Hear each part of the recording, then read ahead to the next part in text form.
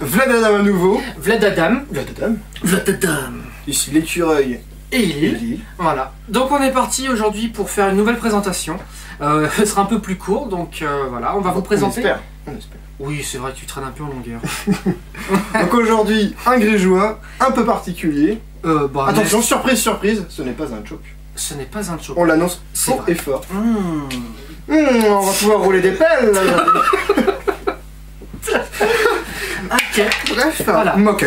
Bon. Aujourd'hui, donc grégeois mestre, avec un invité spécial. C'est tout. Mais qui c'est? Ok. Le râteau accompagné de la pelle. Mais non, c'est une blagounette. C'était une blagounette. Bon, à ce rythme-là, on va avoir une vidéo de 45 minutes. Donc, sans plus attendre, on vous présente... Vince. Wow. On applaudit bien fort. Voilà. Non, mais reste avec nous. Voilà. Voilà. Voilà. La communauté est très resserrée. C'est beau. C'est vrai. C'est beau, c'est Est-ce gay. que je peux te faire la même chose que c'est comme ça le studio ici, c'est super sympa en fait. On fait n'importe quoi. Hein, c'est sympa les femmes seules à côté. Pensez à moi. Où ça? Tu parles de toi. Tu sors. Donc voilà. Oui, bonjour. Bon allez, vas-y, je t'en prie, commence à présenter ton truc là. Donc qu'est-ce que tu... Pourquoi t'es là d'ailleurs aujourd'hui? Tu veux présenter quoi? Je m'embêtais, on m'a dit qu'il y avait un truc. Ah d'accord. C'est ça. Donc tu fais Paris-Angers comme ça. Voilà, Okay. à pied, à vélo. À pied. Ça dépend des fois. À bicyclette. Sur les mains. Et c'est quoi l'idée en fait? Bah a priori, tu vas présenter un deck. D'accord. Bah, que t'as monté, donc pour dire à quel point ça va être le drame. Ah ouais, ça va. Parce que c'est ta liste en plus. Ah ouais, j'ai fait exprès. Ah c'est vachement réfléchi cette vidéo. Ah ouais, d'accord. Ah ouais. C'est bon. C'est moqué. Donc du coup, Bah, c'est pas un grégeois. Donc c'est un grégeois mestre. C'est un grégeois mestre que j'ai fait il y a quelques temps maintenant. Il y a pratiquement un an pour sa première version. Et que je ne voulais pas chaud parce que oui, on peut faire des victoires sans jouer chaud comme grégeois. C'est possible. Des victoires. Tu veux qu'on en discute? Ça s'est passé comment il y a 6 mois, hein? Rappelle-moi. Ouais, mais au final, qui c'est qui a gagné? C'est dégueulasse. Ouais, c'est moche. Donc oui, c'est un grégeois mestre. Alors, que dire dessus? Le but, c'était de pas jouer chaud, que j'ai mis l'hiver parce que, malheureusement, le grégeois, c'est quand même plus fort en hiver. Et que dire de plus? Peut-être ce dont on va parler sur le deck. C'est ça? Tout simplement, ouais. Il paraît. On va essayer. Qui c'est qui dit? C'est moi? Oui, c'est ton invité, t'es une star, nom de Dieu. Donc au cours de cette vidéo, nous allons vous présenter le deck en commençant par les complots. Ensuite, on va détailler un petit peu les cartes qu'il y a dans le deck, les chaînes, les différents mestres prendre et pu mettre, les persos qui vont à côté, les attachements, les lieux, les événements. Et après, quelques petits tricks sur le deck et éventuellement sa place dans le méta aujourd'hui, qui est moins belle qu'elle était il y a 6 mois déjà. Voilà, tu ne dévoiles pas tout quand même, tu gardes quelques petites quenelles. Évidemment, évidemment. J'ai des versions que je prépare spécialement pour perdre. On a bien vu ça à Lille, hein. Pardon, je bruit dedans. Voilà, ça c'est ce dont on va parler, du coup on peut peut-être attaquer directement. Directement, on va passer. C'est parti. Donc, par les complots. On va commencer donc par les complots. Donc plus sérieusement, une ligne de plot citée parce que c'est quand même plus facile à réfléchir. Le mestre c'est déjà pas mal de trucs à réfléchir en cours de tour. Si en plus il faut se creuser la tête en phase de complot, j'avais peur de finir avec un cerveau cuit. At the Gates T1 le plus souvent pour aller chercher le mestre qui va bien, on reviendra dessus après je pense. Et après du classique, hein, j'incline, je tue, je pète des lieux parce que c'est broken. Tu recommences. Et je recommence. J'avais un peu testé il y a pas longtemps en rentrant Temps de Corbeau à la place de Cité des Araignées, le Cité qui copie. Parce que je voulais mettre qu'un seul corbeau blanc et pouvoir aller chercher l'hiver quand je voulais pour diverses raisons. Et gérer 2 lieux dans la ligne de plot c'est quand même assez balèze, du coup je suis revenu dessus. Valar parce qu'en grégeois c'est super balèze, et plan oublié notamment à cause de Première Neige et plein d'autres conneries type plan de Cersei ou des trucs comme ça quoi. Encore une carte Lannister. Donc voilà pour les complots. Je sais pas, on peut peut-être passer à la suite. Les chaînes que je joue au nombre de 8 sur 12. Alors, première question qui me vient à l'esprit. 8. Oui. 8, est-ce que c'est beaucoup ou pas? C'est un peu moins que 9, c'est un peu plus que 7. C'est pas déconnant. Hein. Et très concrètement... C'est énorme. Donc 8 pour moi c'est bien en fait. Parce que... je sais pas, il y a une sorte d'équilibre, ça épure le deck de manière suffisamment sensible pour qu'on le sente vraiment. Et gagner 8 défis en grégeois quand t'as des boscos, une fois que t'as posé une chaîne ou deux, des fers vainqueurs, tout ça, ça se fait quand même assez facilement. Alors évidemment, t'as toujours quelques decks contre lesquels ce sera un peu plus compliqué, mais je compte sur les doigts d'une main le nombre de parties où j'ai pas pu poser mes chaînes, quoi. Vraiment. Et c'était pas contre des peintres et globalement avec des decks qui étaient déjà de toute façon des match-ups défavorables. 8, donc j'ai jamais pas un match-up favorable de passer à 6 chaînes dans le sens où les jeux qui te gèrent les mestres, de toute façon ils t'en gèrent. Quand on est 6-8, dans tous les cas ce sera difficile. Quoi. Voilà, puis il faut bien voir que le Grégeois mestre, c'est pas un mestre généralement, c'est pas un deck a priori rush. Tu vas pas chercher à gagner en 3 tours, finalement. D'accord. 6 ou 8 chaînes, 6 ou 8 défis. Moi, j'ai jamais vraiment trop senti de difficulté de ce côté-là, en tout cas. Bon. Je joue 8 chaînes, je joue la chaîne d'acolyte, à cause de Cauchemar, à cause de Mera, parce que ça fait gagner des défis avec les boosts de force. Donc ça c'est la chaîne un peu spéciale. Après je joue... Donc contre Targaryen, c'est celle-ci que tu poses en premier ou... Contre la plupart des decks, c'est celle-là que je joue en premier. Après tu sens, soit tu connais le deck adverse, soit tu sens un petit peu est-ce que le mec il joue Cauchemar, est-ce qu'il joue des trucs qui blanchissent ou pas. Si tu sens qu'il le joue pas, tu peux commencer par autre chose pour gagner tes défis plus facilement après. Mais a priori, si vous posez la question, commencez par celle-là. Ensuite, je joue... pour la jouer safe alors, tout simplement. Ouais. Pour la jouer safe, on évite de se prendre le chou. Après, je joue en haut 3 chaînes qui sont des... Comment dire, qui demandent au maître attaché de s'incliner pour jouer, donc qui sont des Anyphase. Je joue la chaîne de Gold parce que vous le verrez un peu après, vous l'avez vu pour les complots, le revenu est assez faible et il faut quand même jouer des cartes. En plus, je joue l'hiver. Je joue la chaîne qui pioche parce que c'est fort. Voilà. Intrinsèquement, c'est fort. Il paraît que c'est balèze. Je joue la chaîne qui burn parce que ça permet de gagner des défis et ça permet de déclencher de manière intéressante les autres effets des chaînes. Celle qui nécessite pas de s'incliner. Voilà, du coup, j'ai 4 chaînes qui sont en réponse, à savoir de droite à gauche cette fois, la chaîne qui remonte les attachements. Alors ça, c'est assez récent. Et qu'est-ce que t'apportes concrètement? Là, au jour d'aujourd'hui, j'ai refait le deck tout à l'heure, donc pour les besoins de la vidéo, en me basant sur ce que j'ai fait il y a pas longtemps, et dans le deck tel qu'il est là, tel que vous allez le voir, c'est pas exceptionnel. Disons que c'est safe, si jamais je me fais buter un maître, je la mets en dernier, je peux ramener des attachements. Ma politique c'est plutôt de me dire que si je me fais buter mon maître, a priori ça changera rien que je ramène les chaînes ou pas, parce que j'aurais déjà perdu. Mais bon. Cela dit, ça peut toujours être sympathique de remonter un autre oiseau pour piocher avec Samuel. C'est pas déconnant de remonter une corne du dragon si jamais elle était dégagée. C'est pas non plus nihilissime. C'est une sécurité. Après, voilà. Personnellement, si là tout de suite je devais la changer, je mettrais la chaîne qui enlève les icônes intrigues, je pense. Mais bon, c'est une chaîne safe, c'est pas mal. Ça se met une bouée de sécurité, ça se fait quoi. Après, je saute d'une case, il y a la chaîne qui donne plus de en force et l'icône militaire. Tout simplement pour gagner ses défis quoi. Généralement, je commence par l'apprenti scolaire. Et soit je mets la chaîne qui diminue la force, soit je mets la chaîne qui donne plus de force à l'icône militaire pour gagner le défi d'après et pouvoir poser une autre chaîne. À savoir que cette chaîne permet également de donner une icône militaire à Samuel et donc de lui donner une utilité supplémentaire. Et c'est con, mais ça se sent quoi. Ça fait vraiment la diff. C'est pas déconnant. Ensuite, je reviens donc sur la chaîne qui donne des traits. Donc évidemment, c'est la base de beaucoup de combos dans le deck qui sont censés être plus forts. On les verra juste après. Et la chaîne qui redresse les lieux, qui est à mon sens la chaîne qui fait le plus toolbox des chaînes qu'il y a quoi. Parce que tu vas pouvoir, notamment en Grégeois, je sais pas très bien pour les autres maisons, mais enfin, pour le Targaryen c'est assez obvious, et pour le Barat aussi. Et redresser tes lieux et faire tout plein d'effets un certain nombre de fois. Donc on verra plus tard qu'avec les lieux qu'il y a, ça permet notamment de déclencher plusieurs fois par tour la chaîne qui donne de l'or, la chaîne qui donne de la pioche. Et c'est tout de suite plus fat quand t'es draw cap et plein de thunes, achète. Ok. Bon, écoute. Sur les chaînes que je joue pas, donc il y a la chaîne qui meule. Dans la première version du deck, je la jouais parce que évidemment je pouvais meuler une fois par phase 5 à 6 cartes. C'était funky, moi j'aimais bien. Mais quand c'est un environnement peut-être où tu avais plus de voile noire et c'était beaucoup plus pertinent de jouer. C'était il y a un an en fait. C'était il y a un an, tournoi de Berlin 2012 et au CR de Lyon 2012. Et en fait ça partait d'une réflexion de Maïka qui tout simplement faisait remarquer que on se concentre beaucoup sur la phase de défi, la phase de recrutement, on exploite relativement peu les autres phases, évidemment, modulo, les decks, les joueurs, et ça m'avait un peu fait tilt, je me suis dit pourquoi pas essayer de profiter des phases d'hégémonie, de redressement et d'impôt pour faire des trucs, et donc pourquoi pas meuler. Donc c'est parti de ça. Après une fois que tu optimises vraiment le deck, évidemment la chaîne de laiton elle saute. Il n'y a évidemment pas la chaîne qui pète les attachements parce qu'elle est restreinte et du coup on ne peut pas jouer avec l'agenda. Il n'y a pas la chaîne qui vire les icônes intrigues même si elle pourrait rentrer. Et ce serait... À quel moment tu la rentrerais finalement?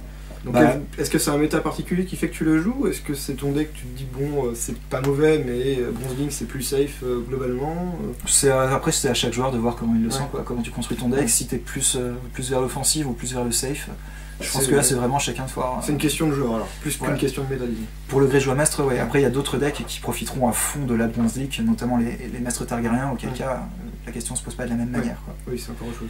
Alors que typiquement, un Stark, il aurait plutôt tendance à le jouer pour des détachements de cavalerie, lui filer l'icône intrigue, c'est pas déconnant. Voilà. Ça va vraiment dépendre de la maison, mais pour le cas Grégeois, finalement, c'est vraiment une question de joueur plus que de méta et de deck, finalement. Tel que... C'est une façon de jouer alors, on va dire. Ouais, je pense tel que je le vois, quel que soit le maître que vous allez faire en Grégeois, vous avez 6 maillons qui vont rentrer globalement à chaque fois, à savoir l'apprenti scolaire, les 3 qui se déclenchent, donc pioche, thune et burn, la chaîne de trait parce que y a la corne de dragon, dont on parlera plus tard, et la chaîne qui redresse les lieux parce que c'est super balèze, que ce soit avec le fer vainqueur. Donc ça c'est d'autres requis, on va dire. À mon sens, oui. Après il y a certainement d'autres idées qui se baladent et qui vont jouer sur ça, mais de base ces 6 là peuvent rentrer. J'aime bien en rentrer 8, du coup celle qui donne plus de renfort c'est Code Militaire, rentabilise Samuel vraiment à fond, c'est très sympa. Oui, du coup il ne sert plus qu'à piocher. Exactement. Ouais. Et à faire le meilleur access du pauvre à l'hégémonie. Mais sinon, quelle est la chaîne que j'oublie? Je sais plus très bien. Celle qui pose A1. Celle qui c'est un attachement. Qui pourrait rentrer en Grégeois chaud, que typiquement elle rentre directement.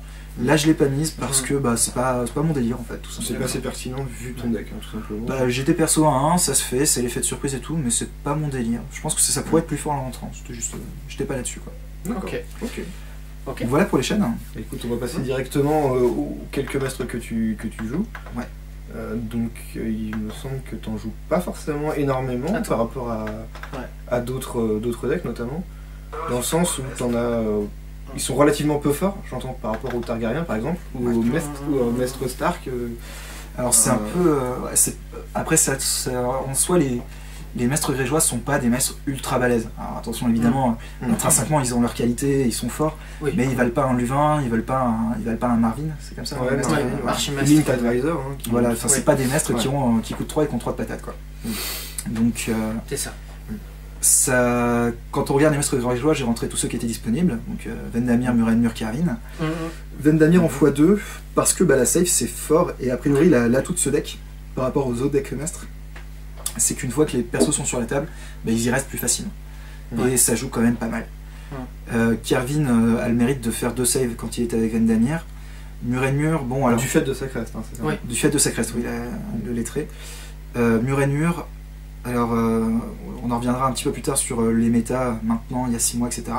Il y a 6 mois, Murenmur était beaucoup plus balèze qu'il ne l'est aujourd'hui, à cause d'Enslave notamment. Donc vraiment le problème des maîtres, on va dire, grégeois, c'est vraiment le gold cost. C'est vraiment qu'ils coûtent tous 2. Avant le problème des... Oui, c'est qu'ils coûtent tous 2, parce qu'auparavant ce qui était chiant c'était première neige, mais bon, tu le gérais avec plan oublié et un ou deux trucs qu'on verra plus tard. Et aujourd'hui, le problème c'est que t'as Enslaved, quoi. Et si on t'Enslave ton Vendamir, t'as l'air bien bête.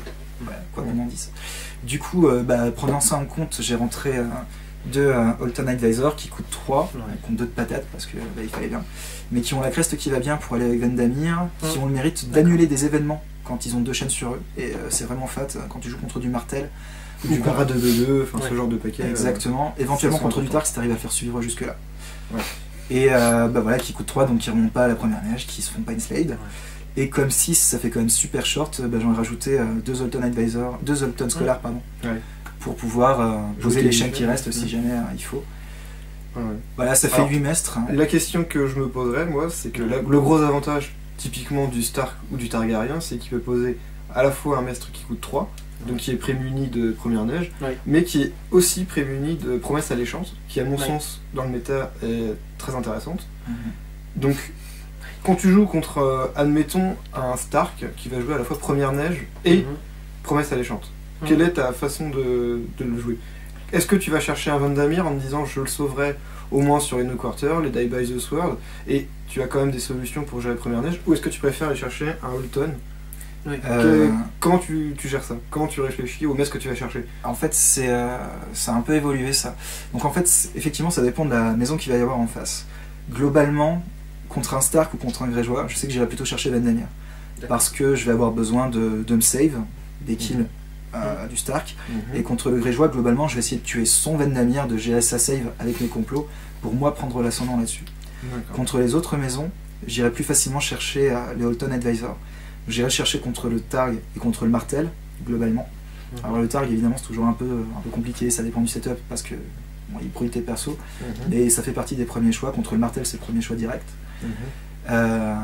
Pour annuler les événements, tout simplement. Il y a 6 mois, contre le Lani, j'allais chercher Murenmur parce qu'il n'y avait pas Enslaved, et avec Murenmur, je gérais les House Divided, je pouvais poser mes maîtres tranquilles, quoi. Et maintenant, c'est plus le cas. Du coup, je vais chercher plutôt l'Holton Advisor également contre les Lannister. Donc c'est pas par choix, là, c'est par obligation. C'est par contrainte, ouais, absolument. Et c'est pour le mettre que j'ai saved, quoi. Ouais, c'est ça. Et contre le Baratheon, pardon, là j'ai un peu plus de marge. Baratheon, je veux dire quoi, rush ou contrôle, genre quel qu'il soit. J'irai chercher le mur et mur. Si c'est du rush, bah, pour annuler des sièges de pouvoir, c'est un peu comme si tu es un pimpin. Et contre le Baratheon 2-2-2, bah, t'annules les effets en phase de recrutement, de toute façon ça va l'emmerder. D'accord. Ce sera... Je vois pas ce que tu veux contrer. Bah, ça le force à le faire en phase de défi, il a moins de manœuvres, oui, il y a plein de petits trucs. De ce sens-là, oui. Ce sera de toute façon plus efficace qu'un Alternate Advisor. L'avantage, c'est qu'il remonte pas sur Première Neige qui est joué dans barre de 2. Alors après, Première Neige, c'est pas forcément... comment dire... Oui, ça te fait pas perdre la partie. Ça te fait déjà pas perdre la partie, et puis t'es pas obligé de le souffrir en fait. On verra oui, ce que tu as du jeu d'événements notamment qui te permettent de jouer plein de billes un peu quand tu veux. Et à partir de là, bah... Donc ça pourrait être plus pertinent d'aller chercher un mur et mur. Ouais.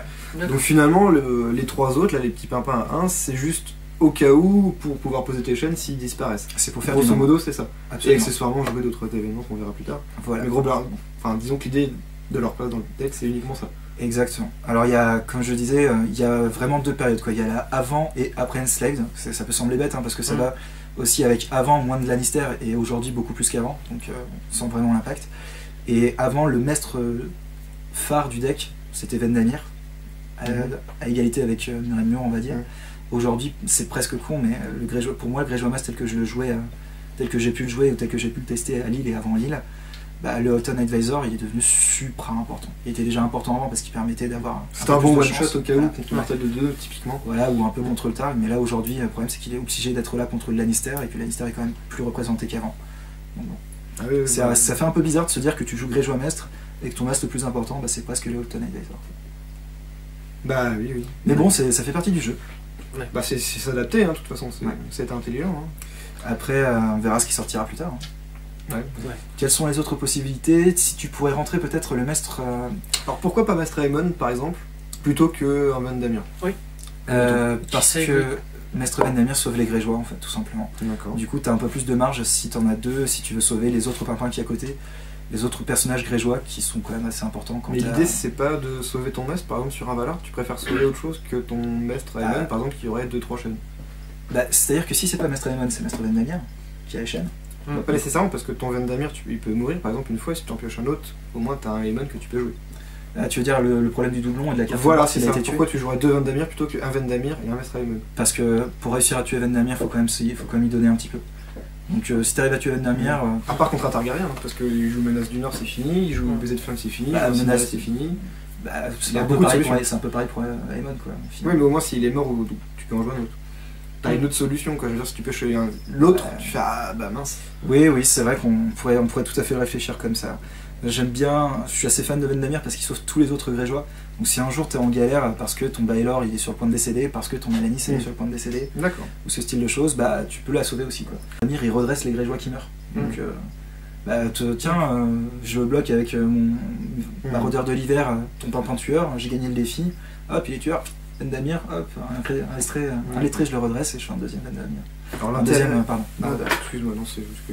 Je me disais aussi, là, l'autre intérêt que tu en joues 2, c'est tout simplement que finalement, au jour d'aujourd'hui, tu vas plus trop le chercher sur At The Gate, tu vas plutôt chercher typiquement Mur et Mur, comme tu disais, ou le Alternate Advisor, ce qui fait que finalement, en avoir 2, ça permet de le choper plus vite. C'est aussi ça l'idée. Multiplier les chances. Multiplier les chances de l'avoir, d'accord. Enfin, ça reste le maître, a priori, plus fort en Greyjoy pour moi, quoi. D'accord. Malgré des faiblesses contre Targ ou des choses comme ça, même de toute façon ça tu peux pas y faire grand chose, j'ai envie de te dire. Je suis d'accord. Contre le Targ, Vendamir devient une arme de guerre en intrigue. Avec son 1 de force et son icône. Tout à fait, il impressionne. Hein. Directement là. Il envoie du pâté. Il est exceptionnel.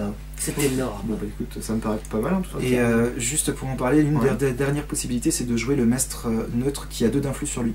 Qui a le mérite d'avoir donc 3 de coups et 3 de patates. C'est ça. Donc, alors, ce qui est important de préciser, c'est que avec la restriction de armer les muricités, on verra beaucoup moins de bannerets et on peut supputer fortement que les lames venimeuses vont faire un retour non négligeable. Donc est-ce qu'il ne serait pas plus pertinent de jouer un Alternate Advisor et justement un conseiller à la couronne? Bah voilà, c'est un peu l'idée qui va derrière ça. C'est ça que tu voulais dire. D'autant qu'il a 2 d'influx et quand t'as Vendamir, c'est jamais complètement perdu. C'est pas débile. c'est pas débile, effectivement. Bon, après ça reste des choix à faire, des tests en fonction du méta et du joueur, quoi. C'est tout bête, hein, mais 3 de force contre un Targaryen, bah, ça change énormément de choses. Bah, tout simplement, un baiser de flamme, ça le tue pas directement. Incinérer, il faut 3 alliés au lieu de 2. C'est tout bête, hein, mais c'est un petit truc en plus, ouais, c'est un truc à poser en plus, ouais, exact. Donc voilà, il y a cette piste-là aussi. À réfléchir selon le méta et l'évolution. Oui. Si le martel commence à pulluler avec des lames venimeuses de partout, t'auras pas trop le choix, quoi. Ouais. S'il y a des lames venimeuses de partout, de toute façon, pour le Grigeois, ce sera pas marrant. Oui, c'est pas faux. Mais au moins, t'as une solution. Exactement. Ok. Je te propose qu'on passe aux autres personnages de la. Qu'il y a dans le deck. Dans le deck, tout simplement. Parce qu'il y en a d'autres. Parce qu'il y en a d'autres. Il y en a d'autres. C'est moqué. Alors donc. Pour la présentation des. On voit. Ok. Donc là, ouais. Tu joues pas beaucoup de persos. Finalement, dans le deck, j'en joue de manière relativement équilibrée, un poil plus que la moitié. Je crois que je suis à 26 ou 27 sur 52 cartes. Sur 52, donc ça fait la moitié. À peu près à 30 sur 60, hein, grosso modo.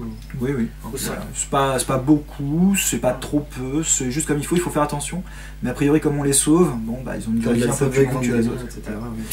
Donc bon, ça se fait. Après, là où t'es pas content, c'est quand t'as besoin de perso et qu'effectivement, bah, t'as moins de chances d'en piocher dans le deck. Et ça fait partie du jeu, quoi.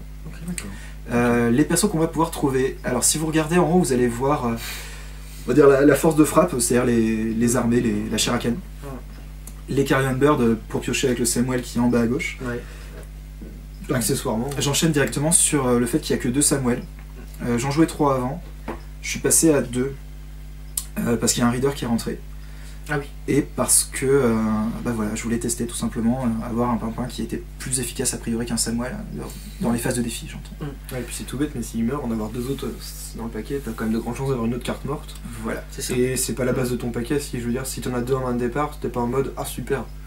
Je veux dire, c'est pas un oiseau charognard, c'est pas un maraudeur, ça n'a pas une influence directe sur la partie, d'en avoir 2. C'est pas primordial. Exactement. Du coup, 3 oiseaux charognards pour piocher avec les Samuel, on verra plus tard qu'il y a les corbeaux blancs qui vont avec. 3 Bosco parce que c'est fat et que ça te permet de gagner des défis dans les premiers tours. J'ai mis un Kingsmoot top full parce que j'avais pas tant de limité que ça. Ils sont quand même forts. Ils ont 3 de patates, donc en intrigue, en militaire, c'est toujours en pouvoir, ce qui est toujours intéressant quand même pour le Grégeois. Surtout pour 2. Après, il coûte que 2, donc il peut se faire enslaved. Mais bon, globalement, il va pas faire enslaved là-dessus, a priori. Il l'a déjà fait. Ça t'est déjà arrivé. Tu as déjà suivi. Ça m'est déjà arrivé quand tu le poses T1, tu sais, t'es bien content. Quand le mec a 3 ans de self dans main, bon, allez. Effectivement. Mais bon, quand tu le poses T1, que t'as effectivement lui, un Samuel et peut-être, je sais pas, un Baelor ou un Reader à côté ou même un Maraudeur, il te prend ça et c'est quand même pas drôle, quoi. Donc les Maraudeurs de l'hiver qui sont a priori la grosse menace du deck. Évidemment ils sont forts, quoi. On va pas les présenter plus que ça, quoi. Oui. Surtout que jusque là, je dis bien jusqu'à aujourd'hui, 23 octobre 2013, il n'y avait pas tant d'été que ça dans le méta. Donc je peux dire aucun, personnellement j'en ai pas vu depuis un moment. Donc globalement ils étaient au summum de ce qu'ils pouvaient faire. Et sorti de ces Shirakanons, on a les persos uniques qui vont être donc Samuel d'un côté, le fantôme et Alanis qui sont là pour attaquer un peu la main de l'adversaire. Alors c'est Alanis parce qu'elle coûte que 2 et parce qu'elle attaque la main de l'adversaire. Aujourd'hui, pourquoi pas rentrer l'autre parce que celle-là ne coûte que 2 effectivement et que l'autre coûte 3. Tout simplement par rapport au Première Neige ou parce que l'effet est aussi très intéressant dans le méta actuellement? Tu parles de l'autre Alanis? L'autre Alanis, oui. Parce qu'elle ne fait pas une Slade. Tu étais un petit peu traumatisé par ces cartes Lannister qui ne sont pas du tout auto-include. Non, pas du tout. Et donc... parce qu'il n'y a pas 90%. Non, 95 uniquement. Autant pour nous. Du coup, voilà, ça se réfléchit. Moi, j'aime beaucoup celle-là, déjà, j'aime bien l'élu, donc ça me fait plaisir de la jouer.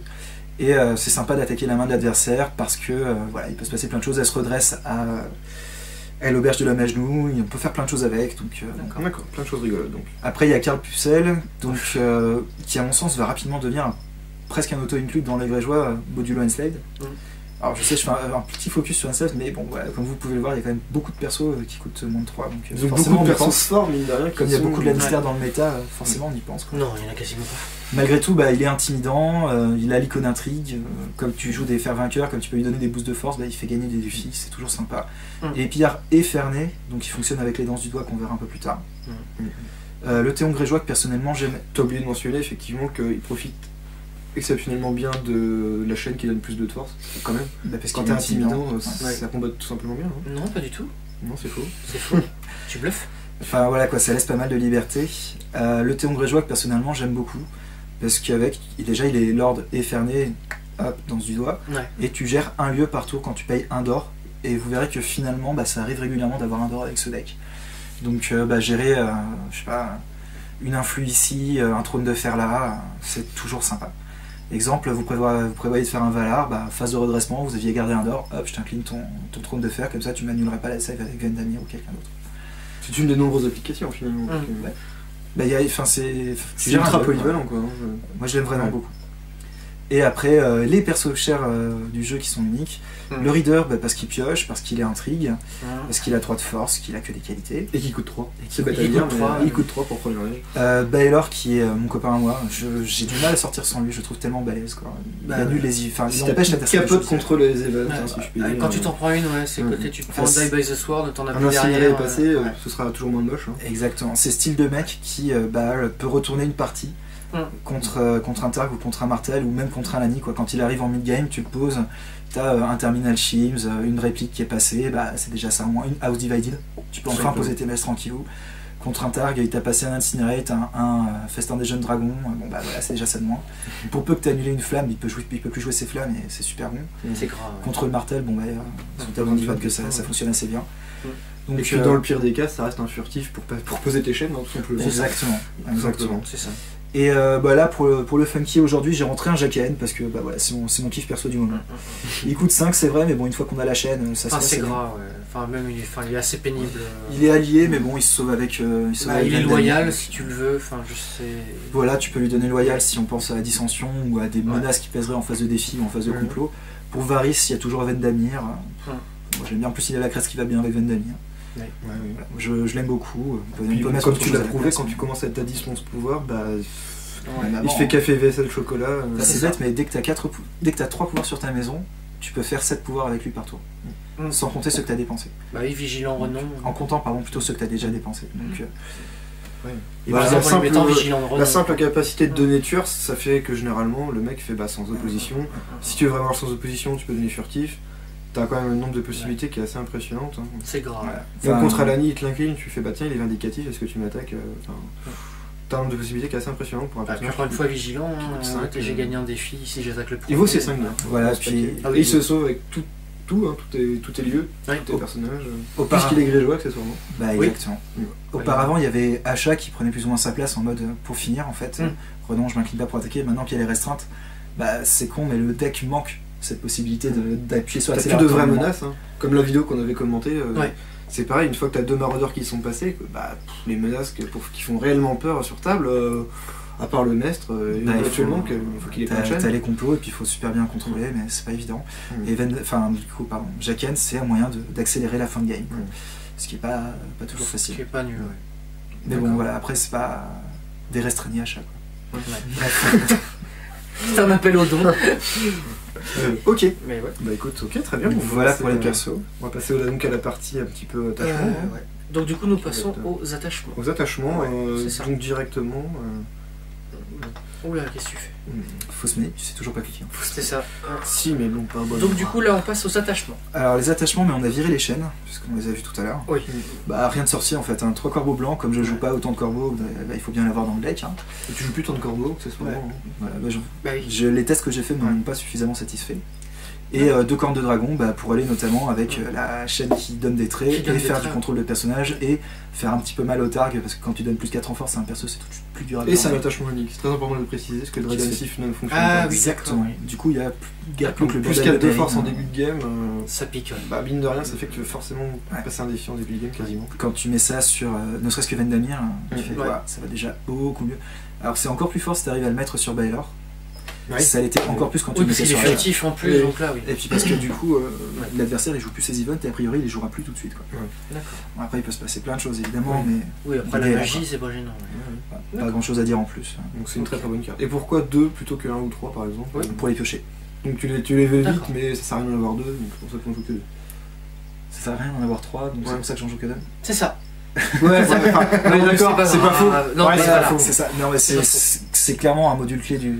Enfin, un module clé, non, mais un module important du deck quand il s'agit de gérer les persos adverses. Tu gères une vipère avec ça, donc... Oui, tu gères un Beric, tu gères plein de choses, donc... ouais, ça fait une solution un peu toolbox, quoi, finalement. Ouais. Tout en permettant de gagner des défis en début de game, accessoirement. En fait, tu gères n'importe quel perso. Ok.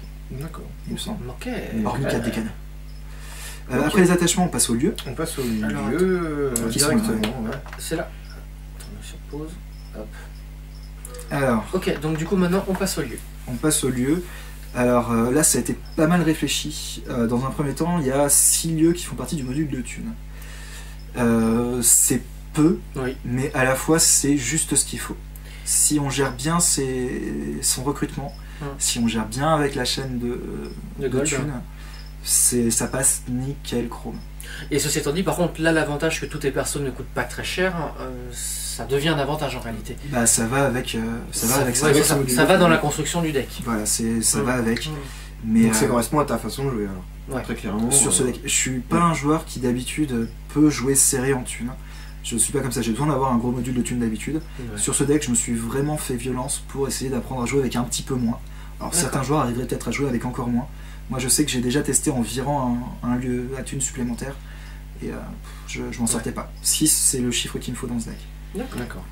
T'as essayé à 7-8 pour voir ou... J'avais testé à 7-8, c'était un peu large, puis au bout d'un moment quand tu veux être un peu plus fort, bah t'optimises, tu vires des cartes et t'en viens de devoir faire ce style de choix. Mais du coup ça force à bien faire attention à la chaîne de thune, elle prend une autre importance quoi. Ça t'a juste à mieux jouer avec tes chaînes quoi, au passage. Exactement.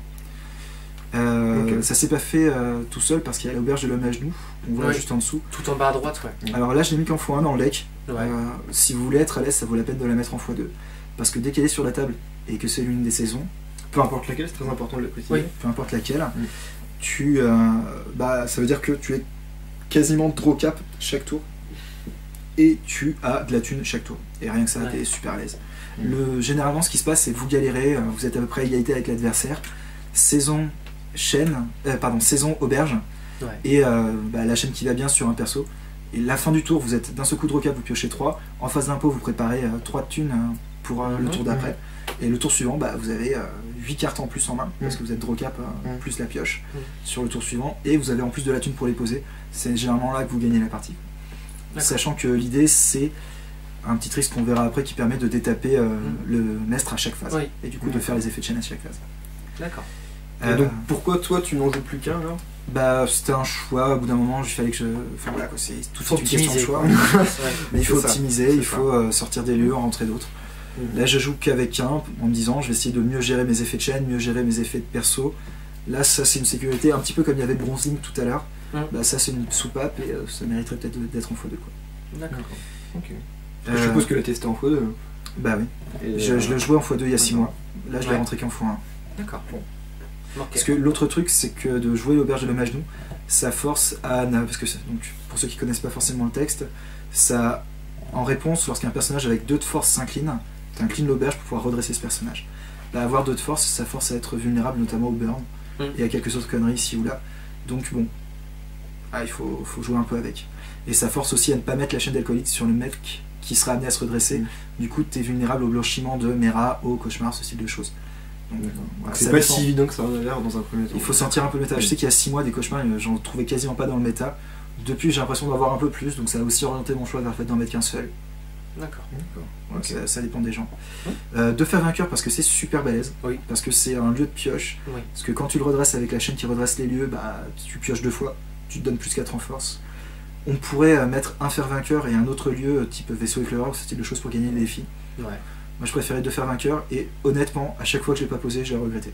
Donc quand on a fait le commentaire avec effectivement sur la partie que tu avais fait avec cette Cassiel, on l'a bien vu, qu'effectivement tu as tendance à le déballer, c'est vrai que c'est assez fort quand même. Quand c'est sur la table, effectivement dès que tu le redresses, tu te donnes plus 4 en force, tu pioches 2 cartes, c'était quand même vachement plus. Puis c'est bête à dire, mais vu que t'as pas des bêtes qui sont ultra menaçantes, là elles le deviennent parce qu'elles ont potentiellement toutes plus 2 dans des défis quelconques, voire plus 4. Et au passage tu fais pioche des cartes, donc n'importe quelle bête devient une mini menace entre guillemets. Ça t'évite d'avoir à jouer des Victarions ou des choses comme ça qui coûtent un bras. Et après sans épiloguer et refaire le faire vainqueur, c'est a priori, en tout cas à mon sens, la pioche la plus stable que tu puisses trouver en Grégeois. Et sans parler d'auto-include ou de staple, parce qu'il faut pas parler de ces choses-là, n'est-ce pas? Ça vexe. C'est quand même une carte qui rentre facilement dans la plupart des builds. Ok. Ensuite, juste en dessous, vous avez le module de save, 3 mines de fer pour sauver notamment les maîtres neutres. Logique. Qui là pour le coup sont quand même assez auto-include, il faut bien le dire. Bah ouais, ça coûte 0, c'est fort. Bah oui. Voilà. Et une falaise de fer pour sauver les autres grégeois à côté, et c'est quand même bien pratique. Une seule. Une seule. D'accord. Voilà. Tout simplement parce que ça se setup pas, j'imagine. Parce que ça se setup pas, parce que l'air de rien, j'ai finalement pas mal de persos neutres qui profiteront pas de ça. Donc en mettre 2, c'est un peu chiant. Une, ça suffit largement. Une suffit largement. Là, ça va quoi. Personnellement, ça m'a toujours été. J'ai toujours fait attention à pouvoir sauver mes persos avec ce style de choses. Donc voilà. Donc c'est pas forcément déconnant de jouer selon le méta une falaise de moins pour jouer une auberge de plus. Là par contre. Aïe, ça fait mal. Aïe, ça fait mal. Aïe, ça fait mal. À choisir, je virerais plus la bronze ligne pour mettre une auberge. D'accord. Parce que la falaise de fer, c'est quand même sympa. Quand tu la pioches, bah tu sauves un maraudeur, tu sauves un Namir sur une connerie ou une autre. Donc ça te prémunit un petit peu de tous les events genre No Quarter qui vont devenir un peu plus populaires, etc. Avec le retour de No Quarter, ça prend d'autant plus son sens de la rentrée, je pense. D'accord. C'était les lieux, restent les événements. On va passer donc directement aux événements. Hop. Donc les événements, t'en joues pas tant que ça finalement. On va pas faire un cut, parce que le temps que tu changes, c'est pas plus mal de faire une petite coupure. Ouais. On est reparti? Allez. Bah donc du coup maintenant on passe aux events. Voilà les events, il y en a 7, ce qui est déjà pas mal pour un grégeois. Alors dans cette version là j'ai viré les cauchemars, alors c'était un véritable crève-cœur parce que c'est une carte que j'aime énormément. Malgré tout au bout d'un moment il faut faire des choix. C'est ça. Donc 3 lots de la citadelle parce que c'est super balèze, que quand on joue une ligne de plot cité ça impacte quand même vachement le jeu tout simplement. C'est ce qui permet notamment de jouer un plan oublié un petit peu quand on veut. Ça justifie aussi la rentrée des érudits de Villevieille, les pimpins mestres à 1 là, qui ont 1 de force, parce que tu as moins scrupule à l'incliner quand il faut faire une loi de la citadelle. Ça te permet de faire des valars hors phase de révélation normale des complots et du coup de pas se manger le 2 de thunes avec 0 de claim. Donc c'est super fort. Voilà. Si vous jouez maître, 3 lois de la citadelle, ce sera jamais un mauvais choix. Vous pouvez en faire d'autres, mais ce sera jamais un mauvais choix. Ouais, bah oui, tout simplement, oui, c'est Sans parler du fait que quand t'as l'auberge de l'homme à genoux, bah, tu redresses un maître au pire, ça se passe bien. D'accord. Dissension, parce que j'ai du mal contre le Targ. Il y a quelques temps, c'était encore plus fort contre le Lani, mais maintenant qu'ils ont des armées qui sont pas alliées, qu'ils ont plein de personnages qui sont pas alliés, ça sert plus à rien. Il y en a marre de taper sur les Lani quand même. On a dit que Lannister n'était pas auto-include, donc il joue pas brigand et la nouvelle armée. Non. Non, pas en fond 3. Non, la nouvelle armée, elle est pardon. Non. Malgré tout, au-delà de ça, quand on regarde le Targ, il y a quand même pas mal de mercenaires et d'alliés qui restent dans son deck, notamment pour faire des incinérites évidemment, tout ça. Et bah c'est jamais useless, t'as même pas besoin de donner le trait. Et si jamais il y a un perso que tu veux vraiment gérer, bah tu donnes le trait avec la chaîne de trait, le maillon de cuivre, et bah c'est un perso que t'as géré quoi. C'est juste un petit bonus finalement. C'est un kill quoi, c'est un kill gratos quoi. C'est une défausse gratos. Et c'est toujours sympa en début de partie. Enfin, voilà quoi, un mec, je sais pas, une vipère pièce, une Cersei, n'importe quel canal quoi finalement. Et même si on dit ouais mais le Targ il les ramène de la défausse, ouais mais le Barat il les ramène de la mort de la défausse, bah qu'il le fasse, ce sera déjà ça qui fera pas pour faire autre chose. C'est ça. Donc tout le monde, si tu le laisses faire comme il a envie, on est d'accord. 2 danses du doigt pour avoir un petit peu de cancel en plus, parce que j'ai quand même quelques ferniers dans le deck et que c'est toujours pratique d'annuler un Incinerate ou un festin des jeunes dragons, des choses comme ça. En plus c'est un peu récursif, une fois de temps en temps ça retourne dans le deck, donc on s'est jamais vraiment perdu. Si ça retourne pas dans le deck, ça meule une carte, si c'est un event avec Baylor ça marche bien. Avant il y avait achat donc c'était encore plus intéressant. C'est moins efficace qu'il y a 6 mois, c'est à mon sens toujours assez pertinent. Je rentrerai pas Sisik parce que j'ai l'impression d'avoir vu beaucoup d'influx ici ou là et que j'ai plus peur que ce soit une carte morte qu'autre chose. D'accord. Il n'y a pas d'autres cancel, genre Paper Shield par exemple, plutôt que en te disant de toute façon, est-ce que t'as pas déjà un mauvais match-up contre Targ, est-ce que Incliné Inferné vaut le coup généralement c'est pas gênant? Oui, on pourrait se poser la question. Après honnêtement, si c'est un No Quarter, si c'est un Die by the Sword, si c'est un Price of War, si No Quarter Die by the Sword, je peux essayer de me sauver, tu vois, donc j'ai une solution à côté. Price of War, bon bah effectivement, que ce soit dans du doigt ou Paper Shield, le résultat est le même, si ce n'est que j'aurais incliné quelqu'un. Comment ça s'appelle, les Il se croit malin, bon bah c'est chiant quoi qu'il arrive, moi j'aimais bien pouvoir annuler un Incinerate, pouvoir annuler un Festin des Jeunes Dragons. Chope pas non plus ingagnable. Voilà. Contre le Targ. Pour dire au Targ, vous voyez que vous n'êtes pas obligé de gagner contre tout, quoi. Ah bon? Au CR de Tours en début d'année. Dégueulasse. Au CR de Tours en début d'année, j'ai joué contre 6 ou 7 Targ en 9 matchs. Je sais plus exactement, 6 ou 7. Et à l'époque, dans Udoa m'a quand même fait gagner des games. D'accord. Ouais. Donc c'est la carte qui te permet quand même de tenir le Grégeois, le Targaryen finalement. Oui, parce que j'ai joué contre 6 ou 7 Targ et j'ai gagné 5 ou 6 games. Donc après, c'est pas déconnant quoi. Ok. D'accord. Okay. Il me semble qu'on a fait le tour des cartes qu'il y a dans le deck. C'est ça. On va passer avant de maintenant, effectivement, avoir peut-être des petits combos, des tricks avec ce que tu as. Bon, donc on passe directement à la dernière partie, peut-être qui peut être assez intéressant. Donc du coup maintenant on va passer aux combos et tricks, voir un peu les cartes et leurs les grands synergies. classiques, parce que finalement des combos il y en a un peu dans tous les sens, mais au moins connaître. On en a abordé quelques-unes effectivement, parce que je fais la corne de dragon, mais après je te laisse présenter Vince. Oui, après on en a déjà pas mal parlé en présentant les cartes juste avant. Là ce qu'on a mis sur la table c'est les obvious, les grands classiques du Mestre. Évidemment le Mestre c'est tout plein d'effets, donc forcément tout plein de petites combos. Là on a la chaîne de traits qui fonctionne évidemment bien avec la corne de dragon, avec dissension. On a rajouté le corbeau blanc parce que ça permet de gérer un attachement. C'est tout con, mais s'il y a un attachement qui vous fait chier en phase de recrutement, vous lui donnez le trait corbeau, vous jouez le corbeau blanc et hop, bye bye l'attachement avec le trait corbeau. Donc ça c'est fait.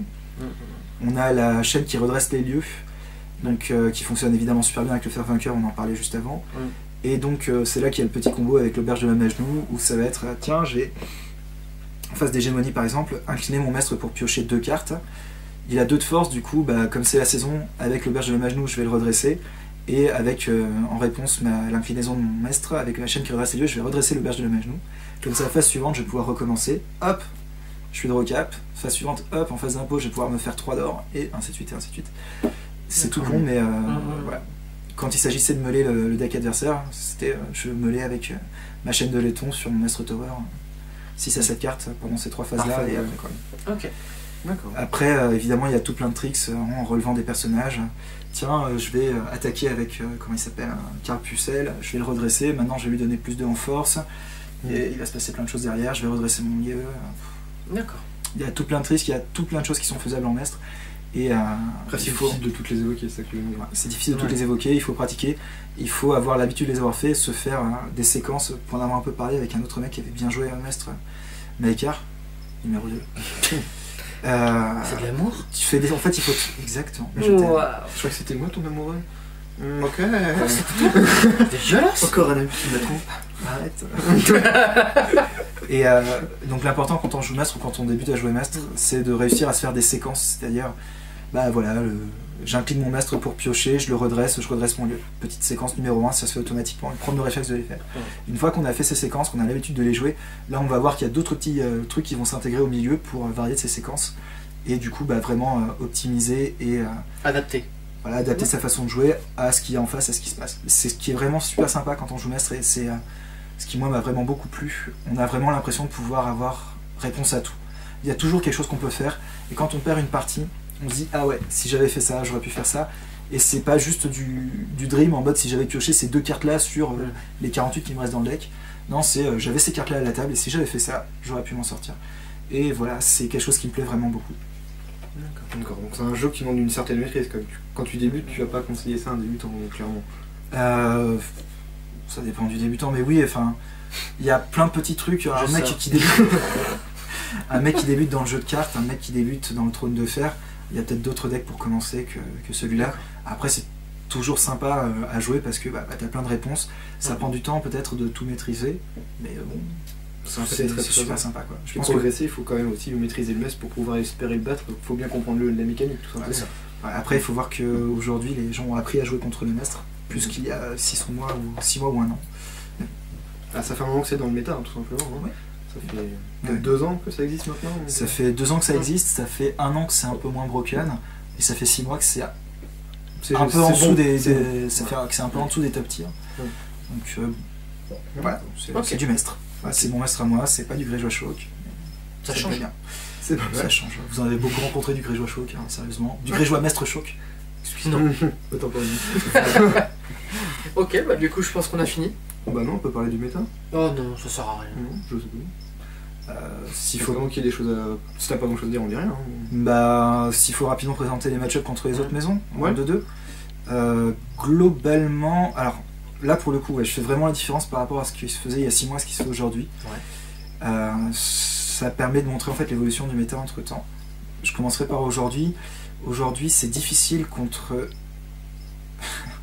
le Targ, contre le Lannister. C'est vraiment difficile. C'est uniquement Enslaved ou il y a eu d'autres cartes qui ont fait que... C'est con, mais c'est Enslaved, les brigands de la maison Clegane, qui sont quand même vachement balèzes. C'est plus difficile de passer des défis. Oui. Il y a ça, et puis ils ont récupéré d'autres cartes, les plans de Cersei. Les plans de Cersei. Non. Ouais, si tu fais pas un plan oublié dessus, a priori, ça t'incline toute ta table et c'est fini. C'est vraiment compliqué, ouais. Donc, parce que il y a marqué dessus, vous gagnez une phase de défi. Par extension, ton adversaire ne la gagne pas, donc il pose pas de chat. Donc c'est un peu chiant. Lui, ça gagne un tour, pendant ce temps-là, il est nickel pouvoir et t'as tué un bagable, des fois c'est... Puis voilà, quoi, même sans ça, quoi, il fait... pour le coup, si t'as pas tes saves, si t'as pas ta mine de fer ou ta falaise, bah tiens, je t'attaque en pouvoir ou en intrigue, je t'incline Vendamir, Terminal Shields, bye bye. Bah, c'est un peu relou. Donc, et t'as pas forcément beaucoup de solutions à part plan oublié tout simplement. Bah voilà. Donc c'est chiant. Le Lannister, il y a 6 mois, c'était un match-up, c'était presque le plus easy match-up. T'allais chercher mur et mur et c'était quasi gagné. Et bah maintenant c'est complètement autre chose parce que si tu vas chercher mur et mur, bah il te le prend à Landslide, il sert plus à rien. Du coup il faut que tu joues, ça oriente ton recrutement de manière assez chiante. Tu peux pas jouer tes maîtres de la même manière. Quand tu poses des persos à 2, bah tu restes tout à l'effet Landslide et très souvent ça varie. C'est quand tu joues Greyjoy Maître, en tout cas tel qu'il est là, c'est plus la même limonade. Voilà. Tout simplement. Contre le Barat, généralement je vais chercher mur et mur. Alors j'ai un peu joué contre du Barat de 2-2 avec ce deck. Bah c'est fort le Barat de 2-2, c'est sûr, mais j'ai pas eu l'impression que ce deck avait un match-up si défavorable contre ça. Donc bon. Contre du Greyjoy, contre du Barat Rush, a priori c'est toujours aussi facile.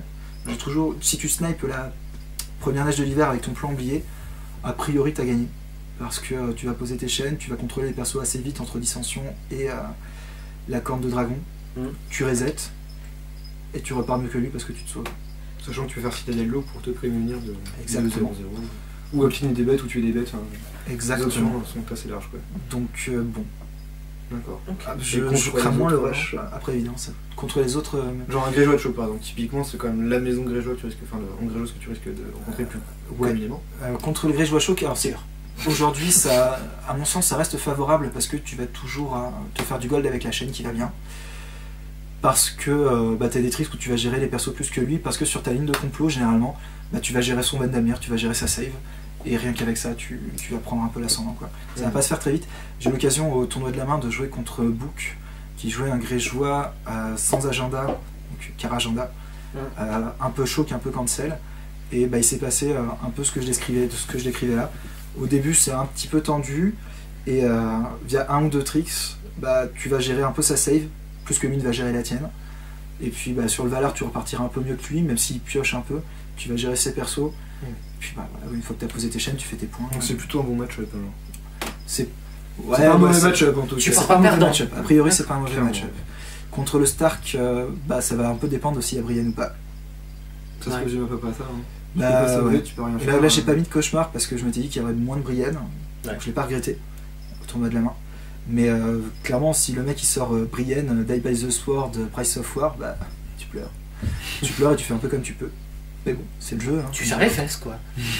Après, s'il sort pas ça, si c'est Siège de Winterfell, il faudrait réussir à le ralentir un petit peu. C'est un peu comme du rush Barat. C'est un peu comme du rush Barat, mais un peu plus chiant quand même. Faut bien dire ce qu'il y a. Il y a des grosses bêtes, hein. Il y a des grosses bêtes, ouais.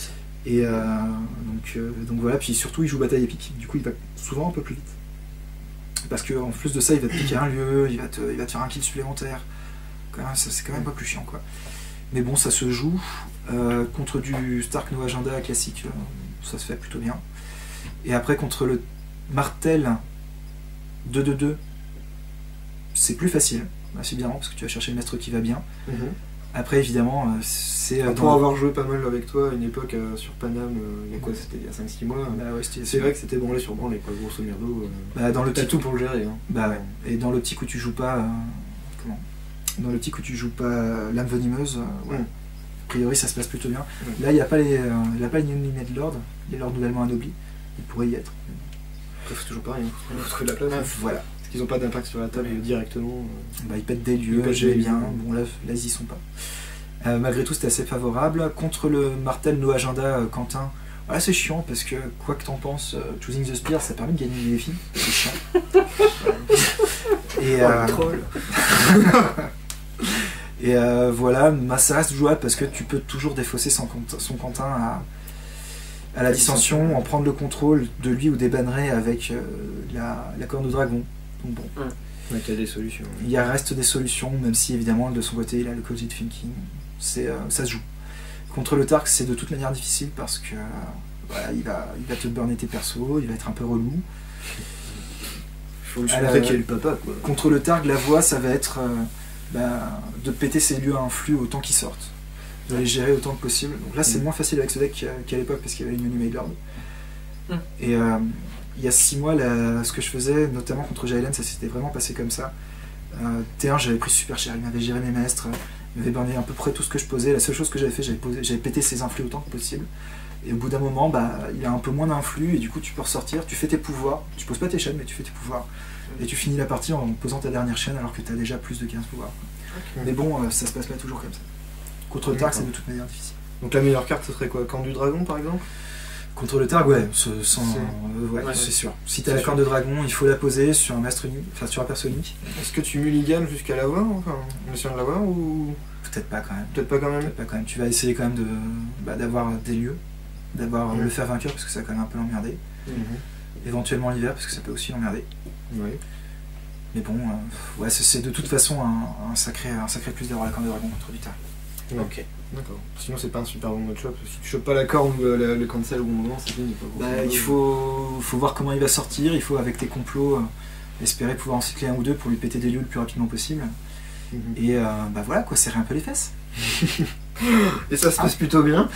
Parfois. Ça dépend des fois donc. Exactement. Bon, je pense qu'on a fait le tour. Bah écoute, merci bien Vince pour cette petite présentation. Bah ouais, c'était un plaisir les gars. Et puis ce sera à refaire. Écoute, si t'as après à nous présenter un choc, on verra peut-être une prochaine fois. Oui, ou il y a d'autres personnes qui font mieux du choc que moi. Donc... Oui, bah ça sera pas dur à trouver quoi. voilà. Bon, en tout cas, merci. Et ce fut un plaisir. Ouais. Ou pas. Écart x3. Ok, bah écoute, nous on a fini alors du coup. Bah oui, non. Bah ouais. Eh bien, du coup, à le revoyure, Vlad Adam. À plus. Voilà.